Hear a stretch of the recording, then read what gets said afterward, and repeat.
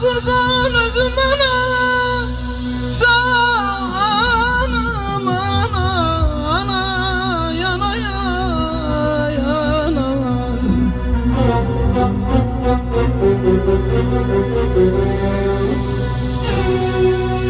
Ay teze teze yetişir yerseye ana,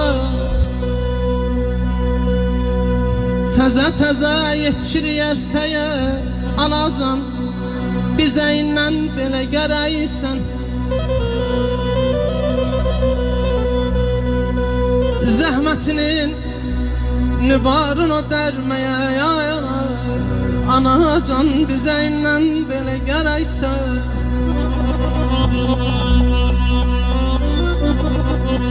Ömrün açıb gözlərinin yaşında, ağ saçların ay aylıqdı başında. Baş əybəyə, diz çökməyə qarşında. Ay ana, anacan, bizə indən belə gərəksən, gərəksən. Hökümün işləyirsə mərhəmət elə, qocatma anamı, qocatma dünya. Çəkdiyi zəhmətə borcum var hələ, qocatma anamı, qocatma dünya. Ay qardaşlar, qamət əyilsə də ağarsa da baş, anadır hamıya ən yaxın sirdaş. Şam kimi əriyir o yavaş yavaş, qocatma anamı, qocatma dünya. Analarımıza eşq olsun, atalarımıza eşq olsun.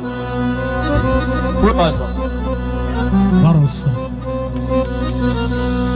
Ömrümüzün nəbzi kimi vurmağa, akşam sabah qulluğunda durmağa. Ay ana, hələ neçə bax beləsi toy məclisi qurmağa. Anacan, bizə indən belə gərəksən.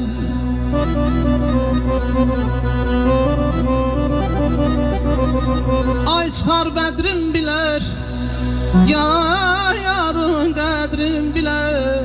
Yaxşı evlat, yaxşı evlat, atanın ananı sağlığında qədrin bilər. Alqışlasanız Bəkir qardaşım elə şeirlər deyəcək ki, bir alqışlayın siz. Ay var ol, var olun. Alqışlayın, əlləriniz var olsun. O dünyasını dəyişən analara şair belə yazır, ay Mahmud qardaş. Qucağına köşdü anam, torpağanam əmanətin. Qucağını seçdi anam, torpağanam əmanətin. Laylasını çal anamın, şirin şəkər bal anamın. Sən köllünü al anamı, torpağanam əmanətin.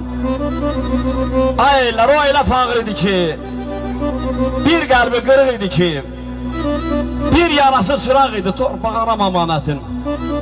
Ana, qəbrini görmək istərəm, ürəyimi vermək istərəm, yanında ölmək istərəm, torpaq.